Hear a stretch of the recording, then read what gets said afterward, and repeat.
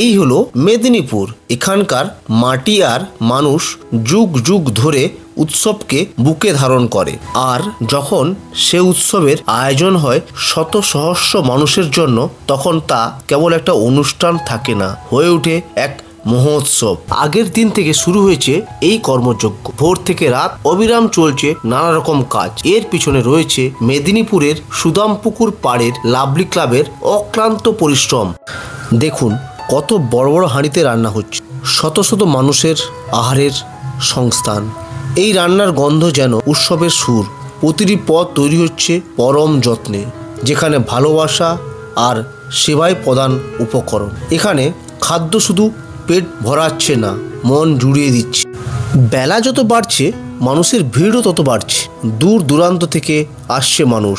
এই মহোৎসব যেন সকলের মিলন মেলা। ধর্ম বর্ণ নির্বিশেষে আজ সবাই এক ছাদের নিচে এক আনন্দ আর ভালোবাসায় মেতে উঠেছে।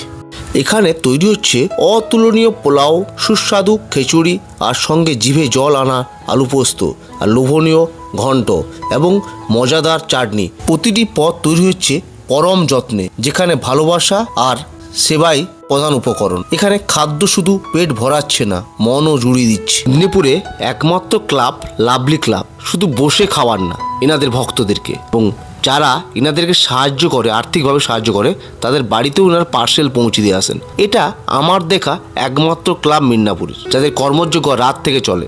অবশ্যই সেই কাঙ্ক্ষিত মুহূর্ত, সবাই সারি বেঁধে বসে আছেন আর লাভলি ক্লাবের স্বেচ্ছাসেবকরা সুন্দরভাবে অন্ন পরিবেশন করছেন।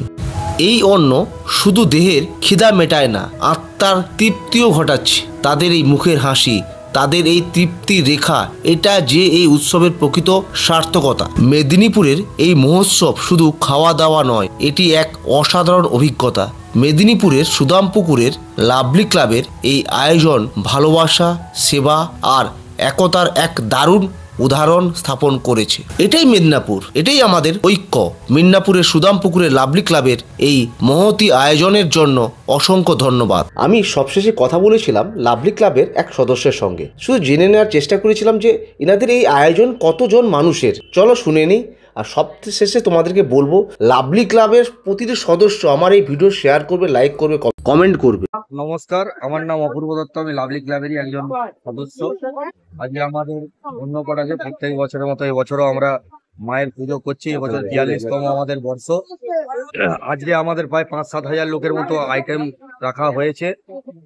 তো এখনো পর্যন্ত ধরুন ১,৫০০ লোক খাওয়ানো হয়েছে। এখনো ব্যাচ চলবে, ৩টা সাড়ে ৩টা অব্দি খাওয়ানো হবে। প্রচুর মানুষ আমাদের এখানে খেতে আসে। প্রত্যেক বছরের মতো এই বছর আমরা খিচুড়ি ভোগেরই আয়োজন করেছি। আর এটা আমন্ত্রণ জানাবো, যারা যারা ভিডিওটা দেখছেন তারা একটু এসে মায়ের মূর্তিটা দর্শন করে। কমিটি আরো সদস্যদেরকে দেখালাম আমরা। দেখো মাকে তোমার দেখাই।